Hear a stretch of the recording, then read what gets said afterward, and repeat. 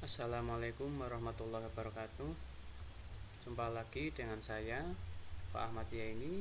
Pada hari ini kita akan belajar tentang semangat beribadah dengan meyakini hari akhir. Kompetensi dasar meyakini terjadinya hari akhir. Berperilaku jujur, bertanggung jawab, dan adil sesuai dengan keimanan kepada hari akhir. Menganalisis dan mengevaluasi makna iman kepada hari akhir, menyajikan kaitan antara beriman kepada hari akhir dengan perilaku jujur, bertanggung jawab, dan juga adil. Untuk peta konsepnya hari akhir, kita akan mempelajari makna iman kepada hari akhir, periode hari akhir, hakikat iman kepada hari akhir, hikmah iman kepada hari akhir, menerapkan perilaku mulia, menghayati nilai-nilai keimanan kepada hari akhir, dan ujungnya yaitu untuk semangat dalam beribadah. Makna iman kepada hari akhir. Apa itu?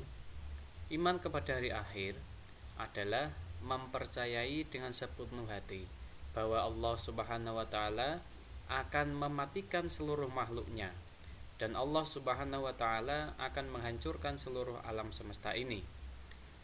Jadi kita harus percaya sebagai orang Islam akan adanya hari akhir, hari berakhirnya semua kehidupan.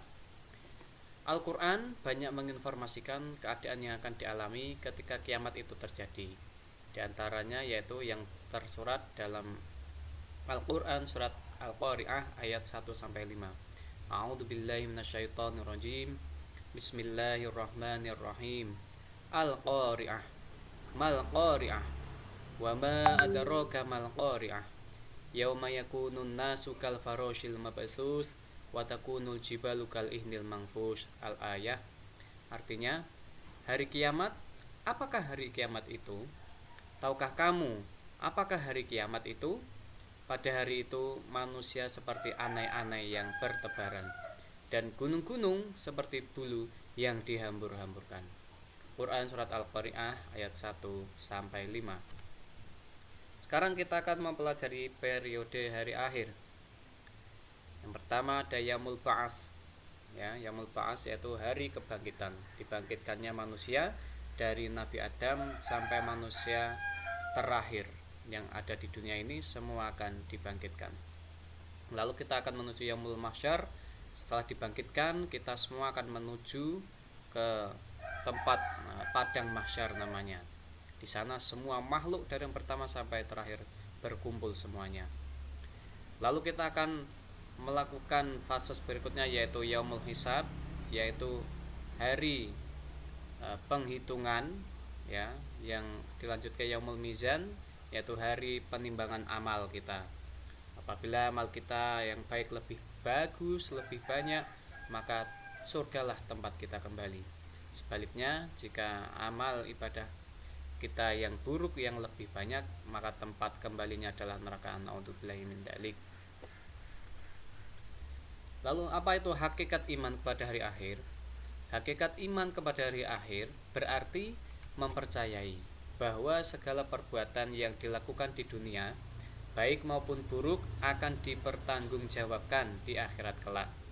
Karena itu, umat muslim yang mengamalkannya akan meningkatkan ketakwaan kepada Allah, yaitu dengan menjalankan semua perintahnya dan menjauhi semua larangannya agar lebih dekat dengan Allah Subhanahu wa taala. Sebagaimana firman Allah Subhanahu wa taala, A'udzubillahi minasyaitonirrajim. Bismillahirrahmanirrahim. Faman ya'mal mithqala dzarratin khairan yarah wa may ya'mal mithqala dzarratin syarran yarah. Artinya, maka siapa yang mengerjakan kebaikan seberat dzarrah atau biji sawi, niscaya dia akan melihat balasannya. Dan barang siapa yang mengerjakan kejahatan seberat dzarrah biji sawi, dia akan melihat balasannya. Quran surat Al-Zalzalah ayat 7-8. Maksudnya, amal sekecil apapun itu akan dipertanggungjawabkan di hadapan Allah Subhanahu wa taala. Hikmah iman kepada hari akhir. Yang pertama, meningkatkan ketakwaan kepada Allah Subhanahu wa taala. Dengan adanya pelajaran ini diharapkan kita semua bisa menambah ketaatan pada Allah serta menjauhi semua larangan Allah. 2. Senantiasa beramal soleh, karena salah satu syarat masuk surga yaitu beriman, dan yang kedua yaitu beramal soleh. Selagi kita hidup di dunia, maka perbanyaklah beramal soleh. Ketiga, berbuat baik pada sesama atau hablum minan nas, ini juga tidak kalah penting. Kita selain berbuat baik kepada sesama, kita juga berbuat ihsan ya pada Allah lewat perbuatan ibadah-ibadah kita, ibadah yang soleh tentunya. Yang keempat, muncul rasa takut berbuat maksiat. Jika kita teringat akan kematian dan semua amal akan dihitung, dipertanggungjawabkan di hadapan Allah, pasti akan muncul rasa takut dalam hati kita sehingga mengurangi berbuat maksiat.